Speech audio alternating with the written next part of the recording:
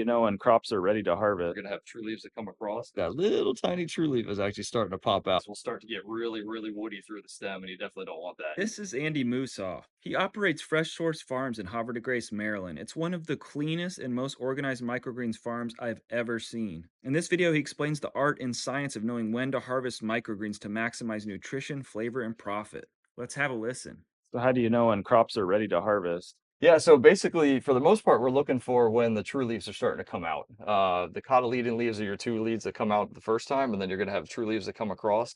I do have a very small example. These guys are going to be harvested tomorrow. So this is, I believe, a piece of kale, and you can see that little tiny true leaf is actually starting to pop out. So we basically just kind of time everything to figure out when when we first start planting, we figure out when that true leaf starts popping out right around what day. And then we kind of basically calculate based on that when we're actually going to harvest. So these guys grow for about 14 days and the true leaves just start coming out. And then that's what we actually want to harvest because we're going to still capture all that nutritional value. That's probably the most important thing. It's a little bit harder to gauge with things like peas because peas don't really have a true leaf necessarily. They just have a bunch of leaves that come off the stem. So we grow those more to height. So here's an example of peas that are going to be harvested tomorrow. These guys are almost ready to be harvested today, honestly, because we kind of Yeah, get them right around that, 6 to 7 inch, right range up or to the whatever. light. Yeah, almost right up to the light. So these guys will be a little tall tomorrow, but that's okay.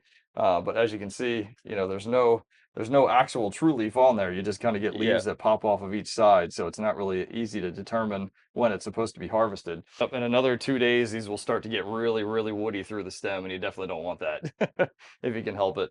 Then things like wheatgrass, it's really, you're kind of looking for like the second or third shoot to come off of the base of the actual plant. But for the most part, it's about 10 days for us. We just grow it more to height for a certain extent.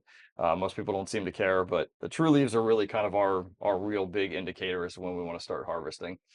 Sunnies will also get a little bitter if you let them go too long. Yeah, You want yeah, kind of want definitely. those ones before that true leaf's really popping out at Yep, all. yep, yeah. Ours will just start coming out. I mean, Just here's our barely start sunflower. It's going to be emerging. harvested Yeah. tomorrow. You can see the true leaves are Yeah. just starting to come out. They're very, very small. Yeah. If they get to be maybe an eighth of an inch or longer, then we found that's when they really start getting bitter.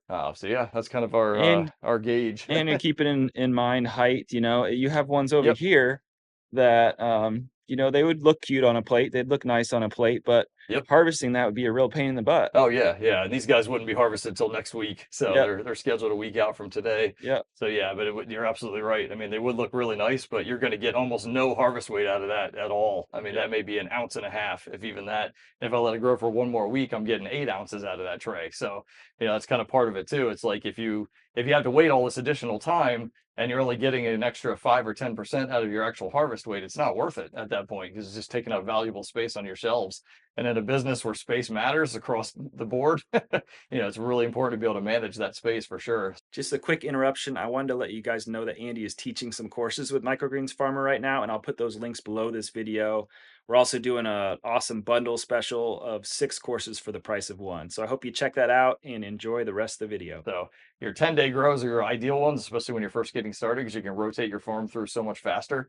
But especially when you're first getting started, I wouldn't I wouldn't go for anything that's more than 14 days right off the bat if you can help it. If you have a chef that's like, absolutely, I'll pay whatever price you ask for cilantro or basil or things that take 3 weeks or more to grow, then you could try it. But ultimately, that's going to take up 3 weeks worth of space every week that you're planting. So you've got the stuff you just planted, you got the stuff that's a week old, the 2 weeks old, and then the 3 week old stuff that's getting ready to be harvested. So it's taking up a lot of physical space on your shelves. So yep. it's just some things to think about. And you may have, like, a real high-end restaurant or a chef that's worked with other microgreens growers that wants ones with more defined true leaves and asked you to grow them out longer Yep. there. Yep. And you may decide to do that and then adjust your seed density, so because if you are growing these too long, sometimes they can get stressed out in there Yeah, as yeah, well. yeah, and we've seen that with our cilantro grows crazy fast. We don't black it out at all, and it grows so quick that it ends up just starting to fall over. But we're trying to wait until that true leaf comes out. We could harvest them at 2 weeks and it'd be fine, but they don't look as nice. There'll be more seed hulls attached to the actual plants as well. So we try and grow it out to that third week for that reason. But then we also have one chef that loves 4 week basil versus 3 week basil. So we have to grow his for an entire month. It's just taking up that extra little bit of space. So it's just some things to think about. Space is really important, especially if you're limited on room, like you have it in a spare bedroom or your dining room or something like that. It can take up a lot of room really quickly. So you want to do those 10 and 14-day crops as best you can, which is going to be most of your brassicas, like your spicy salad mixes, your broccolis, your radish is going to be about 7 to 10 days. Peas, wheatgrass for us is 10 days. Sunflower as well is also 10 days. So you want to get those shorter runs. That way you're rotating your stuff through faster.